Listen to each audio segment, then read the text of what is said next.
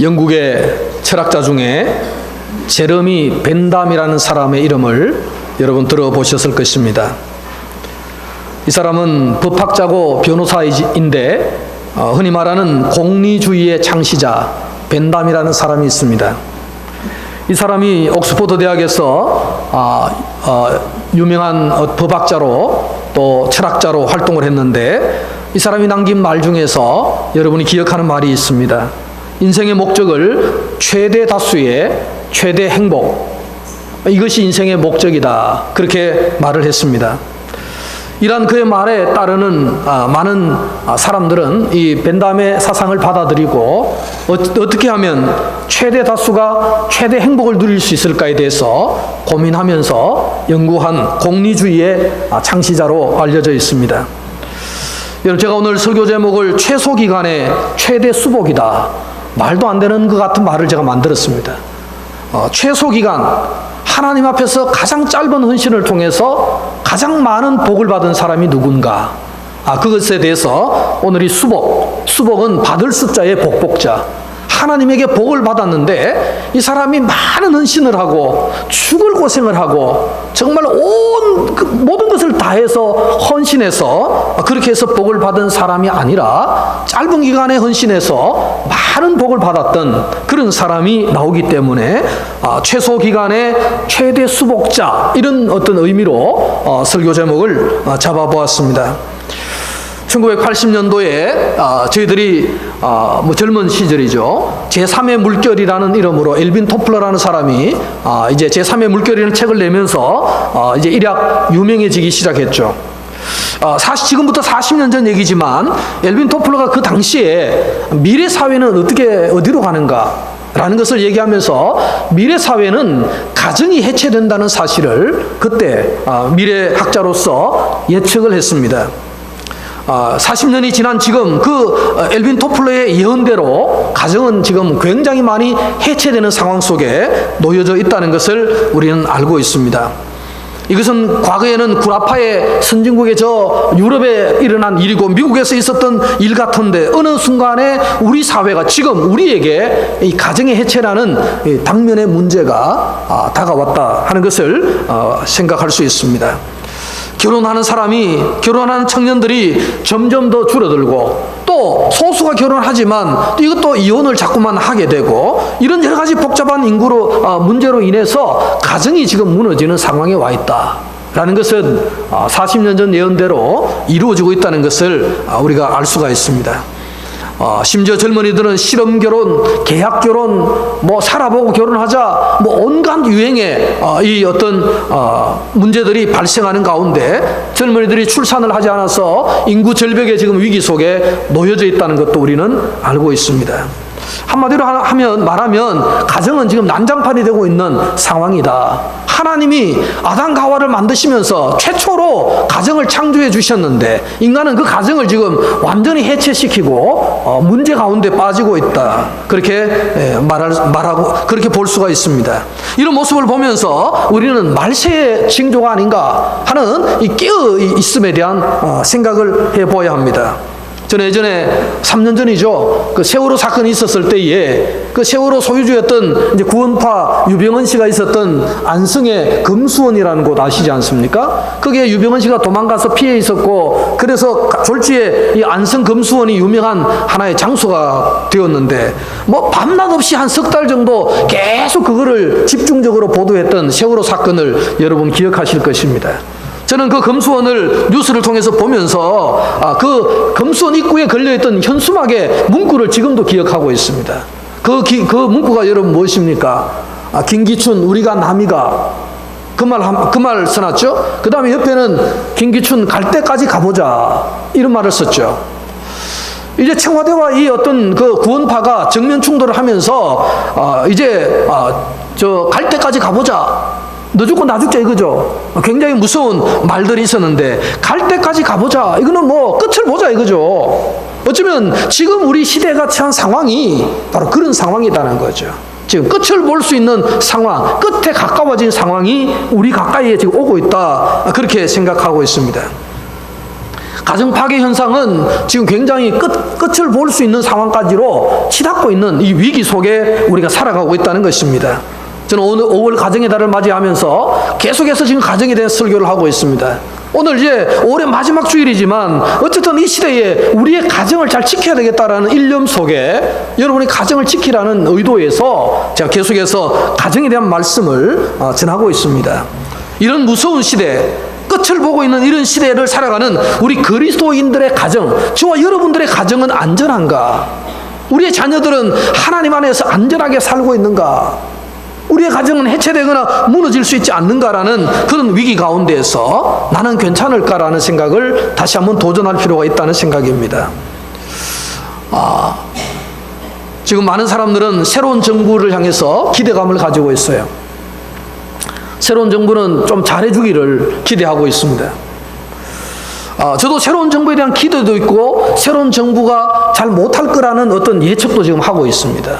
과거 정부가 뭐 다 나쁜 건 아니잖아요. 뭐 잘한 점도 있고 또 못한 점도 있는데 지금 이제 정부에 대해서 기대하는 바 가운데 정말 가장 제가 두려운 것이 그겁니다. 지금 인권위원회를 강조해서 소수자의 인권을 강조합니다. 그럼 이제 소수자의 인권을 강조하면은 모든 어떤 소수자들이 다 목소리를 내게 되고 그것을 다 합법화하게 되는 이런 일들로 가고 있습니다. 여러분, 소수자의 인권, 이것은 언제나 제일 먼저 나오는 것은 동성애자들을 인정하자 이겁니다. 가장 먼저 나오는 이슈죠.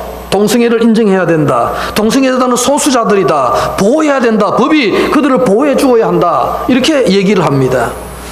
저도 거기에 대해서 반대하지 않습니다. 동성애자들, 소수자들의 인권은 보호가 돼야 됩니다. 그러나 문제는 동성애를 확산시킨다든지 동성애 이 어떤 죄악들이 이게 퍼져나가는 것을 막는 일에 대해서는 우리가 앞장서 가야 되는데 현 정부는 어쩌면 이런 부분에 대해서는 굉장히 개방적으로 열 가능성이 높다. 지금 당장 이제 다음 6월 달이죠. 6월 24일 날 대구 동성로에서 퀴어 축제 프레이드가 벌어집니다. 뭐 몇 번 했지만 이 동성로에서 일어나는 퀴어 축제 프레이드에 지금 청소년들도 참가시키려는 의도를 이 대구시와 중구청이 지금 갖고 있다는 정보를 제가 들었습니다. 너무 기가 막힌 일이죠. 성소수자들의 그들의 축제, 동성애자들이 온갖 추태를 부리고 온갖 음란한 일들을 행하는 그 일에 청소년들을 동원하겠다는 겁니다. 말이 안 되는 거죠. 여러분, 퀴어 축제라는 이 이상한 축제는 지금 전 세계적으로도 4개 나라밖에 하지 않습니다. 미국, 독일, 일본, 그리고 한국입니다. 동성애자들이 마음껏 거리에서 프레이드를 벌리며 동성애를 행하면서 이렇게 프레이드를 벌이는 나라는 아마 전 세계에서 4개 나라밖에 없는 걸로 저는 알고 있습니다. 사랑하는 성도 여러분, 이런 일들이 지금 이제 엄청나게 퍼져가서 청소년들에게 무자비로 지금 확산되고 있는 이런 어떤 문제, 아이들에게 성적 정체성을 혼란케 만들어버림으로 가정이 무너지는 이런 문제, 우리 사회에서 지금 우리 현실에 다가와 있다는 사실을 알 필요가 있다는 것입니다. 여러분, 앞으로는 정말 우리의 자녀들, 우리의 가정은 내가 지키지 않으면 지켜낼 수 없는 그런 위기 속에 와 있음을 우리 기억할 필요가 있다는 것입니다. 끊임없이 가정을 위해서, 자녀들을 위해서 기도하지 않으면 우리의 자녀가 언제 어느 순간에 어떤 정체성을 가진 아이로 변화될지 알 수 없는 그런 위기가 우리에게 닥쳐 있다는 사실입니다. 오늘 말씀을 저는 오늘 잡으면서 정말로 오늘 이 오벳 에돔이라는 사람의 가정이 하나님의 큰 복을 받습니다. 그 복 받는 이유를 우리가 한번 살펴보면서 우리의 가정은 안전한가?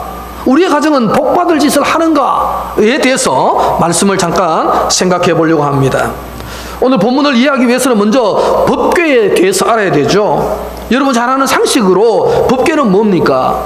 법궤는 어떤 성막의 지성소에 있는 물건이죠. 하나의 괴짝입니다. 이 괴짝인데 그 안에는 아론의 상난 지팡이가 들어있고 10계명이 기록된 두 개의 돌판이 들어있고 그 안에는 과거에 만나를 하나님 앞에 받았던 만나를 담은 항아리가 있습니다. 그 3가지 물건이 법궤 안에 들어있다는 것이죠. 자, 이 법궤는 결국 지성소 안에 모셔져 있는데 이것이 의미하는 것은 뭐냐면은 살아계신 하나님이 지금 이 가운데 지성소에 함께 임재하신다는 하나님의 임재의 상징물이죠. 모세의 지팡이, 십계명의 두 돌판, 그리고 만나를 담았던 항아리가 있는 이 법궤, 그곳에는 시온자라고 해서 하나님의 임재를 상징하는 물건이다라고 생각합니다. 오늘 2절 말씀을 한번 보시기 바랍니다. 오늘 본문의 2절에 보면 중간에 그렇게 말씀하죠. 하나님의 궤를 매우 오래하니 그 궤는 그룹들 사이에 좌정하신 만군의 여호와의 이름으로 불리는 것이라. 이제 이 그룹들, 지성소에 있는 그룹들 사이에 있는 물건인데 이 궤는 뭡니까? 만군의 여호와의 이름으로 불리는 궤다. 이 법궤가 뭐예요? 하나님의 이름과 같은 그런 궤다. 이렇게 설명을 본문에서 해주고 있습니다. 여러분, 궤는 뭐냐면 하나님의 임재의 상징물이죠. 그래서 미신적으로 이해해서 법궤 자체가 하나님이냐, 그것도 아니고요. 어떤 법궤가 어떤 하나님을 불러들이는 마력이 있느냐, 그런 것도 아니고, 이것은 그냥 하나님의 임재의 상징물, 하나의 물건이다. 그렇게 보면 좋겠습니다. 그것을 볼 때마다 이스라엘 백성들은 하나님이 임재했던 과거에 우리 조상들에게 임재했던 그 하나님을 생각하게 되는 그런 어떤 상징적 어떤 표시가 이 법궤에 나타나 있다는 것입니다. 법궤를 통해서 하나님을 기억하고 하나님을 경외하고 섬기는 것이 얼마나 중요한가를 알 필요가 있는 것이죠. 오늘 본문에는 상반된 두 가지 사건이 나옵니다. 이 법궤와 관계된 두 가지 사건이 나오죠. 첫 번째 나오는 사건은 뭐냐면 3절을 한번 보시기 바랍니다. 우리 3절 같이 한번 읽어보겠습니다. 시작. 그들이 하나님의 궤를 새 수레에 싣고 산에 있는 아비나답의 집에서 나오는데 아비나답의 아들 우사와 아효가 그 새 수레를 모니라. 아멘. 자, 여러분 여기 보면 우사는 아비나답의 아들이다 이런 말이 있습니다. 그리고 과거에 우리가 법궤는 엘리 제사장 시절에 블레셋과 전쟁을 하다가 전쟁에서 지니까 법궤를 가지고 나갔어요. 법궤가 뭡니까? 하나님의 임재의 상징물이니까 전쟁에서 이스라엘이 질 때 법궤를 가지고 나가면 하나님이 임재하니까 이 전쟁을 이길 수 있다 해서 가지고 갔다가 법궤를 빼앗겨 버리죠. 누구한테 빼앗겼습니까? 블레셋한테 빼앗겨 버렸습니다. 블레셋은 이 좀 희한하게 생긴 신비한 이 법궤를 가지고 자기들이 섬기는 다곤이라는 신전에다가 법궤를 갖다 놨어요. 하나님의 임재의 상징물이 다곤, 우상 다곤의 신전에 들어가 있는 거예요. 그러니까 어떤 일이 벌어졌습니까? 다곤 이 신상이 넘어져가지고 목이 부러지고 다곤 신상이 갑자기 쑥대밭이 됩니다. 그러니까 이 블레셋 사람들도 너무 두려운 거예요. 이게 도대체 뭐길래 이거를 가지고 신전에 갖다 놨더니만은 다곤 신상이 넘어지고 목이 부러지고 이런 일이 일어나 너무 두려운 마음이 생기는 거예요. 그래서 이 법궤를 다시 돌려줍니다. 누구에게 돌려줍니까? 이스라엘, 야, 너가 좀 가져가라 이거. 우리 필요 없다. 뭐 전쟁에 가지고 나와서 뭐 신비한 물건이냐 되느냐 가져왔더니만 자기 신전이 완전히 쑥대밭이 되니까 가지고 가라 해서 돌려줍니다. 그러니까 이 법궤를 돌려받는데 어디로 왔느냐 하면 돌려받아가지고 바로 기랏 여아림이라고 하죠. 바알레 유다라고 하는 이 아비나답의 집에 머물게 법궤가 들어갑니다. 이 법궤를 아비나답의 집에서 얼마나 방치되느냐 하면 20년이 방치가 됩니다. 자, 그러다가 이제 다윗이 왕이 됩니다. 엘리 시대에 그런 일이 일어났는데 다윗이 왕이 되어가지고 예루살렘의 수도를 정하고 이제 모든 게 정비가 되니까 다윗이 생각해 보니까 그때 우리가 법궤를 잊어버렸다. 하나님의 법궤를 찾아와야 되겠다. 그래서 아비나답의 집에 있는 것을 다윗성으로 법궤를 가지고 오는 작업을 하죠. 자, 이 작업을 하는데 이제 법궤를 운반해서 가지고 오는데 오늘 성경에 보니까 어떻게 합니까? 새로운 수레를 하나 만들어 가지고 그 수레에다가 법궤를 싣고 아비나답의 두 아들이 있는데 하나는 우사고 하나는 아요인데 아요는 수레를 앞에서 끌고 또 이 우사라는 아들은 뒤에서 가고 이렇게 해서 지금 이 법궤를 다윗성으로 옮기고 있습니다. 여러분, 법궤를 옮기는데 이 법궤는 민수기 4장 15절에 보면 절대로 만져서는 안 돼요. 그냥 그냥 사람들이 만지면 저주를 받게 되어 있습니다. 만져서는 안 되는 거죠. 자, 그런 어떤 약속이 있어서 조심스럽게 법궤를 옮길 때도 사람이 손으로 못 만지고 막대기를 밑에다가 꼽아가지고 여러 사람이 동시에 들어서 옮기도록 되어 있는 법궤. 그 법궤는 아예 막대기를 꼽을 수 있도록 장치가 되어 있는 거죠. 그런데 소가 이 법궤를 수레에 싣고 가다가 놀랐는지 어쨌는지 소가 벌떡 뛰어버렸습니다. 그리고 법궤가 어떻게 됩니까? 확 뒤로 이제 떨어지려고 하니까 우사가 순간적으로 그거를 뒤에 따라가다가 잡았어요. 막았습니다. 떨어지는 거를 막았는데 오늘 성경에 보니까 우사가 어떻게 되어버립니까? 우사가 죽어버립니다. 하나님이 여기 보니까 6절에 보면 7절에 보면 그렇게 말씀하죠. 여호와 하나님이 우사가 잘못함으로 말미암아 진노하사 그를 그곳에서 치시니 그가 거기 하나님의 궤 곁에서 죽으니라. 우사가 그 법궤를 실수로 그냥 만져버린 거예요. 순간적으로 쏟아질 거니까 그냥 만졌는데, 잡았는데 그 자리에 하나님 앞에 적사를 해버리죠.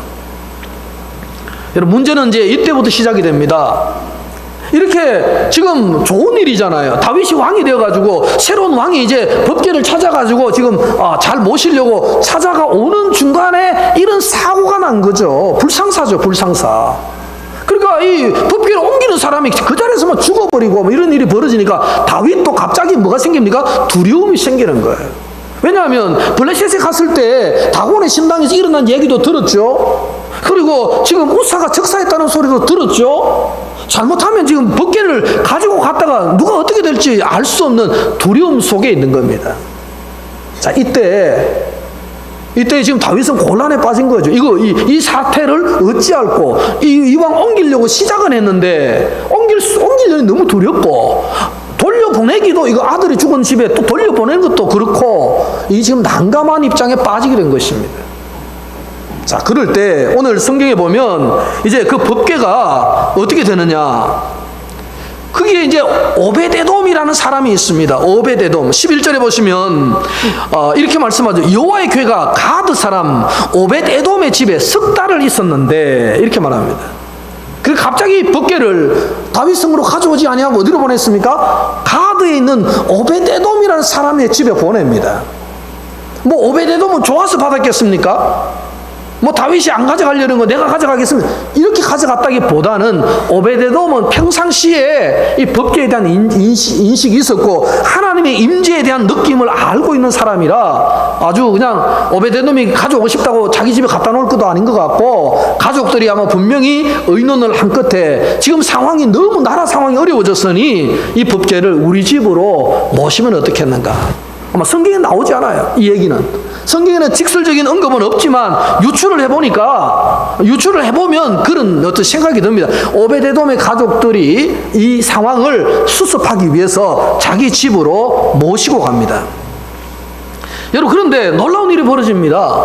오베데돔의 집에 법궤가 들어갔는데 오베데돔의 자녀들이 뭐 만지다가 죽고 뭐 이런 사건이 일어난 게 아니라 오베데돔은 석 달 만에 엄청난 복을 받아요.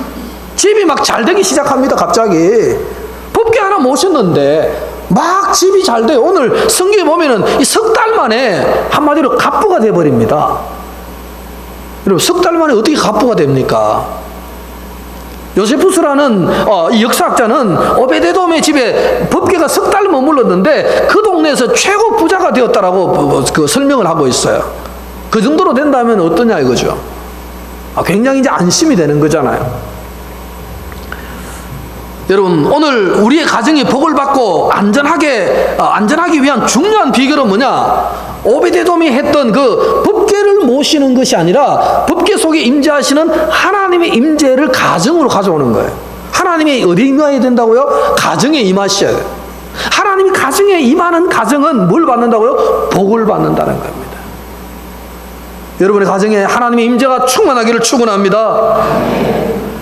잘 모셨습니다. 오베데돔은 지금 법궤를 모신 것이 아니라 법궤의 상징적인 하나님을 모신 거예요. 하나님을 잘 모셨더니 석 달 만에 복을 받았는데 그 동네에서 최고 부자가 되는 이런 복을 석 달 만에 받았습니다. 그래서 제가 최소의 어떤 그런 짧은 기간 안에 최고의 복을 받은 수혜자가 된 것이죠. 오늘 오베데돔의 집은 그런 은혜가 임하였습니다. 제가 지난 금요일 밤에도 여러분에게 말씀을 드렸습니다. 사무엘상 2장 30절에 보면 나를 존중히 여기는 자를 내가 존중히 여기고 나를 멸시하는 자를 내가 경멸하리라. 하나님은 어떤 분이십니까? 하나님을 경외하고 하나님을 존중히 여기는 사람을 하나님도 존중하게 여겨준다는 거예요. 그러나 오늘 사무엘상 2장 30절에 보면 하나님을 멸시하는 자를 나도 하나님도 경멸하겠다. 아주 명확하게 말씀을 하고 있습니다.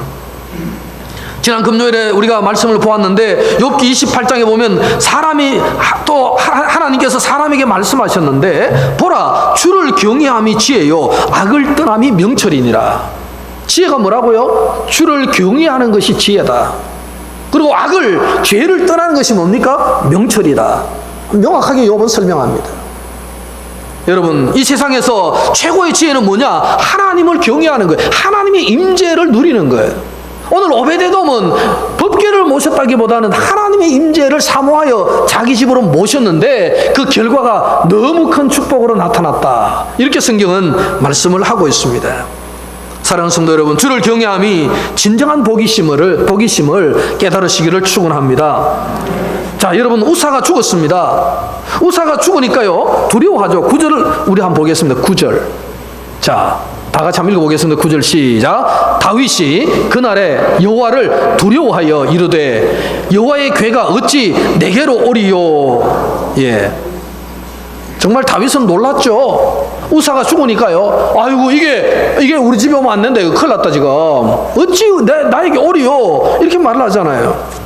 자, 그런데 이것이 어쨌든 오베데돔의 집에 가게 되는 배경이 되는데요. 11절에 보면 여호와의 괴가 가드 사람 오베데돔의 집에 석 달을 있었는데 여호와께서 오베데돔과 그의 온 집에 복을 주시니라.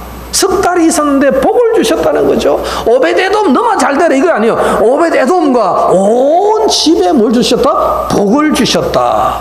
엄청난 복을 주신 것입니다.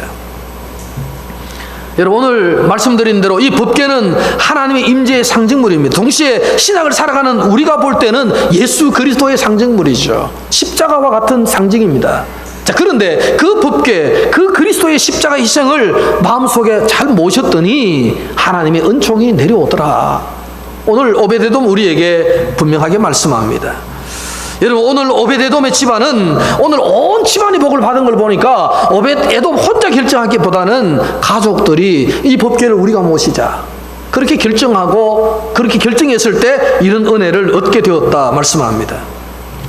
여러분, 하나님의 권위를 존중하니 하나님도 그 가정에 복을 베푸시더라 그렇게 말씀을 하고 있는 것입니다. 에베소서 5장 22절에 보면 이제 가정에 대한 설명을 하죠. 부부관계, 부모와 자녀관계 뭐 이런 얘기들을 사도 바울 선생님이 쭉 얘기를 합니다. 그런데 그 가정에 대한 얘기를 하면서 계속 나오는 단어가 있습니다. 그 단어가 뭐냐면은 주라는 단어예요. 주라는, 주님같이 주 안에서 죽게 하듯 뭐 이렇게 계속 주라는 단어가 나옵니다. 가정을 얘기하면서 부부 관계를 얘기하면서 부모와 자녀 관계를 이야기하면서 계속 반복되는 단어가 뭐냐? 주라는 단어예요. 가정의 주인이 누가 되어야 된다고요? 주님이 가정의 주인이 되셔야 된다. 하나님의 임재가 있고 하나님이 그 가정의 주인이 되면 그 가정은 어떻게 된다는 거죠? 행복할 수 있다는 거예요. 그리스도 안에서 그리스도를 모신 가정이 진정한 행복한 가정이심도 믿으시기를 축원합니다. 자, 오늘 법궤를 관리하는 일이 쉽지 않습니다. 잘 모셔야 되잖아요. 그러니까 오베데돔은 헌신한 겁니다. 아무도 가지고 가려고 하지 않는, 아무도 모시려고 하지 않는, 심지어 왕도 포기를 한 그 법궤를 오베데돔은 자기 집으로 가져간 거죠. 한마디로 말하면 뭡니까? 헌신입니다. 헌신. 하나님을 향한 헌신. 자기 집으로 가져갔는데요. 자기 집으로 가져갔을 뿐만 아니라 나중에 보면 이 오베데돔이 법궤 성전을 지키는 문지기로 직업이 바뀝니다.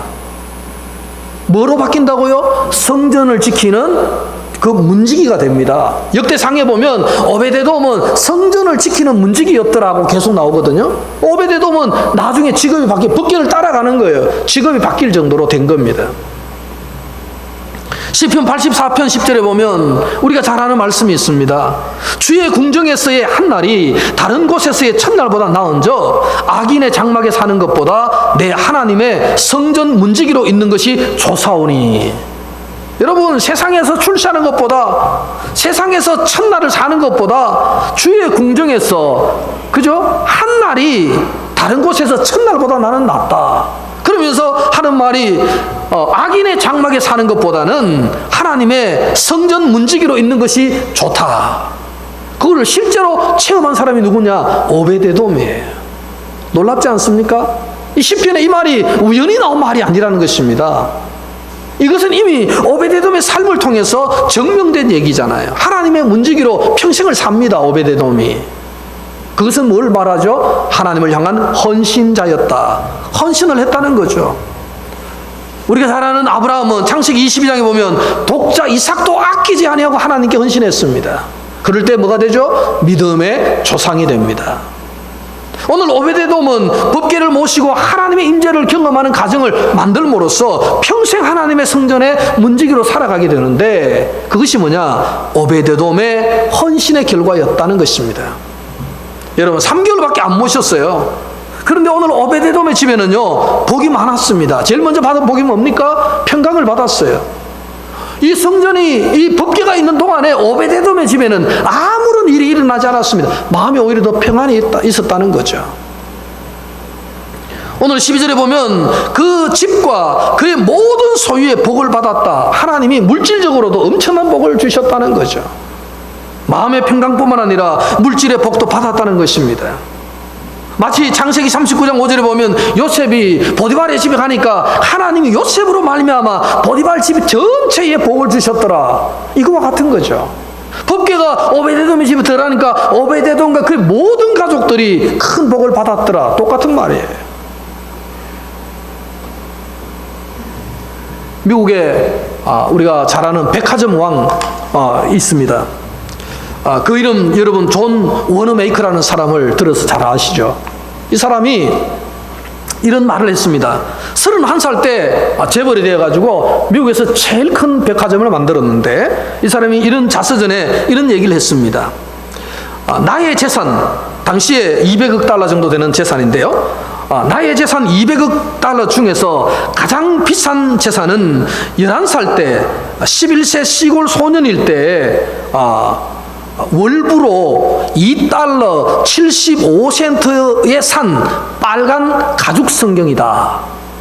자기가 지금 엄청난, 우리말로 하면 그 200조나 되는 엄청난 돈을 자기가 가졌는데, 그 재산 중에서 최고 가치 있는 재산은 11살 때 2달러 50센트 주고 산, 그것도 현금 준 게 아니라 할부로 산 빨간 성경책이 자기 집안의 가보 중에 1번이다. 그런 얘기를 했습니다. 저도 이런 추억이 하나 있습니다. 제가 교회를 중학교 3학년 때 본격적으로 다니기 시작했습니다. 어릴 때 크리스마스 때 가고 성경학교 때는 열심히 갔습니다. 주중에는 전혀 가지 않았습니다. 그랬는데 중학교 때 제가 교회를 갔는데, 교회를 한 달 정도 다녔는데 여름이었습니다. 그래서 바로 수련회를 간다는 거예요. 중고등부 수련회 간다. 아무것도 모르죠. 저는 그냥 간단히 따라갔습니다. 따라갔는데 첫날 저녁 집회 시간입니다. 그 첫날 저녁에 이제 주로 뭐 이제 게임도 하다가 이제 부흥회처럼 집회를 하게 되는데, 그때 한 50여 명 정도 갔는데 선생님이 제 이름을 부르는 거예요. 박재수 나오라고. 가니까 저는 뭐 교회 그냥 다녔잖아요. 그러니까 성경을 선물로 주는 거예요. 요즘 말로 하면은 4주 동안 안 빠지고 연속했고 연속 나왔고 수련회까지 따라왔으니까 이제 이 학생에게는 선물을 줘도 된다는 판단이 있어가지고 이제 등반 기념으로 성경을 제가 선물로 받았어요. 요즘 성경은 여러분 금색이잖아요. 이 안에 이 금색으로 가죽으로 얼마나 좋습니까, 성경이. 옛날에는 비닐 커버 같은 거 시커먼 걸로 해가지고 대충 해가지고 성경 두께가 이거 한 배 정도 되지, 이만큼 두껍잖아요. 근데 옆에는 전부 빨간색으로 이렇게 돼 있어요. 왜 그렇게 빨간색을 좋아했는지 교회는 저는 좀 낯설었습니다. 그게 물론 성경이 그리스도의 보혈, 그리스도의 피를 상징하기 때문에 빨간색으로 만든 거는 지금 이해는 합니다. 지금은 이제 뭐 금색도 하고 뭐 다양한 색깔이 있는데, 그때는 성경을 내가 보니까 교회 가서 보니까 전부 빨간색이에요. 그냥 뻘겋게 그냥 이렇게 발른 색이죠. 이따만큼 두꺼웠습니다. 요거 한 3분의 2 정도 사이즈 되는 작은 성경이죠. 크기는 작은데 두께가 이만큼이 하여튼 됐습니다. 거기는 뭐 찬송가 있는 것도 아니고 성경만 그래요. 성경만. 옛날에 종이 질이 나쁘니까요. 그런 성경을 하나 받았는데 제가 평생에 처음 성경을 보았죠. 직접 제가 만져본 거예요. 그래서 성경을 선물로 받았는데 이 기분이 너무 좋은 거 있죠. 기분이 너무 좋았어요. 아마 그게 목사가 될 징조였는지 몰라요. 보통 아이들은 성경 받아서 기분 좋아하는 아이들이 있기도 하지만 없는 아이들도 많아요. 성경 줘도 아무 느낌 없는 아이들이 있잖아요. 이거 왜 주지? 이런 생각하는 아이도 있는데, 저는 하여튼 성경을 받았는데 그 기분이 그렇게 좋았어요. 그것도 내용이 글씨가 어떤 글씨입니까? 가로 글씨도 아니고 이 세로 쳐 있죠. 옛날 성경은 전부 세로로 글씨가 되어 있습니다. 그런데 제가 그 성경을 열심히 읽었습니다. 처음으로 교회가 아무것도 모르지만 목사님 설교하면은 무조건 빨간 색연필 내가지고 세로로 줄을 쭉쭉 껐어요. 그래 한 1년쯤 지나니까 이제 성경에 줄 친 데가 많잖아요. 왜냐하면 주일 낮 예배 갔죠, 오후 예배 갔죠, 수요 예배 갔죠. 다 줄을 쳤으니까 이게 한 150군데 줄 치다 보니까 성경을 넘기면 색연필로 빨간 줄이 켜졌는데 이거 다 우리 목사님이 설교한 본문이에요. 열심히 제가 정말 했습니다. 그리고 갔더니만 교회에서 노트를 나중에 선물을 줬는데 그 노트에는 또 목사님 설교 요약을 또 많이 했습니다. 젊었을 때. 그게 아마 그런 끼가 있었던 것 같아요. 하나님이 부르심에 대한 끼. 그런 게 있었던 것 같습니다. 저는 하여튼 그때 그 성경 지금 어떻게 됐는지 모르겠어요. 어디에서 분실이 됐는지 알 수가 없어요. 아마 지금 있다면 제게도 아마 우르메이크처럼 나의 삶의 가보는 이것이다 그렇게 말할 수 있는 가치로운 성경이었는데 지금은 언제 흔적 없이 사라지고 말았습니다. 여러분, 성경이 중요한 것이 아니잖아요. 성경에 나타난 하나님, 성경에서 말씀하시는 하나님, 성경 읽으면서 깨닫는 느끼는 하나님의 임재, 그거를 경험한 사람은 그걸 놓칠 수가 없는 거잖아요. 하나님과 소통하는 마음을 놓칠 수가 없는 겁니다. 여러분, 오늘 오베데돔은 물질적으로 석 달 만에 부호가 되었습니다. 재물을 많이 얻었습니다. 하나님의 이런 은혜가 저와 여러분에게도 임하기를 축원합니다. 뿐만 아닙니다. 이 오베데돔의 집에는 축복을 받았는데요. 한번 보십시오. 나중에 지금 이 본문에 본문 뒤에 다 읽진 않았지만 뒤에 읽어보면 이런 얘기가 나옵니다. 다윗이 오베데돔을 굉장히 관찰한 거예요. 오베데돔의 집에 벗게 가는데 무슨 일이 있었나 보니까 오베데돔이 죽고 아들이 죽었다 이런 소리가 들리는 게 아니라 오베데돔의 집에 복이 임하였다 이런 소리를 다윗이 들으니까 석 달 지나니까 이제 슬슬 가지고 오고 싶은 마음이 있죠. 그래서 다윗이요 신하들을 데리고 오베데돔의 집에 그걸 가지러 갑니다. 법궤를요. 왜? 이 안전하다는 검증이 됐지 않습니까? 우사는 오다가 죽었지만 이제 그거는 석 달 전 얘기고 지금 오베데돔의 집에 가보니까 아무 일이 없으니까 복을 받으니까 나도 가지고 와야 되겠다는 마음으로 신하들을 대동해서 오베데돔의 집에 갑니다. 오베데돔 무명의 사람이었어요. 이름이 알려지지 않은 사람이었어요. 그냥 평범한 사람이었죠. 근데 하나님의 법궤를 자기 집에 모심으로 누가 왔어요? 누가 옵니까 지금? 왕이 옵니다. 왕이. 다윗은 왕입니다 지금. 법궤를 모시니 아주 무명한 사람의 집에 누가 온다고요? 한 나라의 왕이 지금 방문하는 거예요. 혹시 여러분 집에 왕이 오신 집이 계신가요? 왕이. 우리 집에 조선시대에 영조왕이 한번 왔다든지 그런 집안이 있습니까? 그런 집안이 있으면 다 출세를 했겠죠. 북한의 얘기 들어보니까요, 김정은이 손 한번 잡으면 무조건 출세한다 하더라고요. 김정은이. 그리고 김정은이 옆에 사진을 찍었다. 그거는 무조건 출세의 증거예요. 사진만 나오면 같이 팔짱 끼고 사진 찍으면 이거는 어디 가도 이제 이거 감히 원수님의 손을 잡은 사람이기 때문에 아무도 무시 못하고 무조건 출세를 시킨다는 거죠. 그러니까 북한의 로또가 없잖아요. 거기는. 우리나라는 우리 정용선 집사님 가게 가면 로또가 많잖아요. 가가지고 로또 사가지고 당첨되면 로또가 되는데 북한은 로또가 없어요. 그럼 뭐가 로또입니까? 실수로라도 길 가다가 하여튼 이 원수님과 사진을 한번 찍는 게 로또라는 거죠. 어느 날 김정일이가 가는데 아무도 없는 흙길. 그냥 일반 도로죠. 가로수가 있고 도로인데 북한 어떤 주민이 그 도로를 빗자루로 설고 있었대요. 그 김정일이 지나가다가 너무 기특하잖아요. 아무도 보지도 않는데 마당을 도로를 설고 있으니까 차를 세워라 해가지고 사진을 찍어줬다는 거예요. 그 사람이 그때부터 갑자기 영웅이 됐다는 거죠. 마당하면 도로 한번 잘 쓸어가지고. 어쨌든 원수님 손 한번 잡고 원수님 사진 한번 찍으면 북한은 완전히 출시하는 나라인데, 오늘 지금 오베데돔의 집에는 누가 왔다고요? 다윗 왕이 왔다. 오베데돔의 집에는 하나님의 법궤를 모심으로 마음의 평강을 얻었죠. 재물에 엄청난 축복을 받았죠. 그리고 왕이 방문함으로 유명해지는, 이름이 있게 되는 그런 어떤 명예도 얻게 되었다는 거죠. 고린도후서 6장 9절의 말씀을 기억하시죠. 무명한 자 같으나 유명한 자다. 누가? 그리스도인들은 그렇다는 거죠. 우리는 다 여기서는 별 볼 일 없는 사람 같지만 하나님 앞에서는 유명한 사람이 된다. 바로 오늘 오베데돔이 그러한 사람이 되었다는 것입니다. 사랑하는 성도 여러분, 여러분 하나님을 얼마나 잘 모시고 있습니까? 하나님을 모시고 공경하는 수준이 어느 정도가 되고 있습니까? 여러분의 헌신의 정도는 과연 어느 수준입니까? 그냥 반질반질한 신앙생활이 하는지, 하나님 정말 진심으로 하나님을 향해, 주를 향해 헌신하고자 신앙생활을 하는지, 그 결과에 따라서 많은 것이 달라진다는 거죠. 적어도 오늘 우리 비전의 가족들은 오베데돔과 같은 축복을 받기를 간절히 소망합니다. 마가복음 10장 29절에 보면 이렇게 말씀합니다. 예수께서 이르시되 내가 진실로 너희에게 이르노니 나와 복음을 위하여 집이나 형제나 자매나 어머니나 아버지나 자식이나 전토를 벌인 자는 현세에 있어 집과 형제와 자매와 어머니와 자식과 전토를 100배나 받되 박해를 겸하여 받고 내세에 영생을 받지 못할 자가 없느니라. 주님의 약속이 저 여러분의 가정에도 임하심으로 참 평안과 재물의 축복과 영예까지 겸비하여 얻어지는 그런 놀라운 은혜를 받는 여러분이 되시기를 간절히 축원합니다. 기도하겠습니다. 하나님 아버지, 오늘 법궤로 말미암아 일어난 한 사건을, 한 이야기를 통해서 우리에게 교훈하시는 말씀을 기억합니다. 하나님을 잘 모시는 자가 받을 수 있는 축복 얼마나 큰지를 우리가 깨닫습니다. 오늘 우리 비전의 모든 가족들은 오벳에돔과 그의 가족들처럼 헌신하게 하시고 하나님 임재를 사모하게 하시고 그 임재를 경험함으로 말미암아 이 세상에서 놀라운 은혜를 누려가는 그러한 성도들 되게 인도하여 주옵소서. 예수님의 이름으로 기도드리옵나이다. 아멘.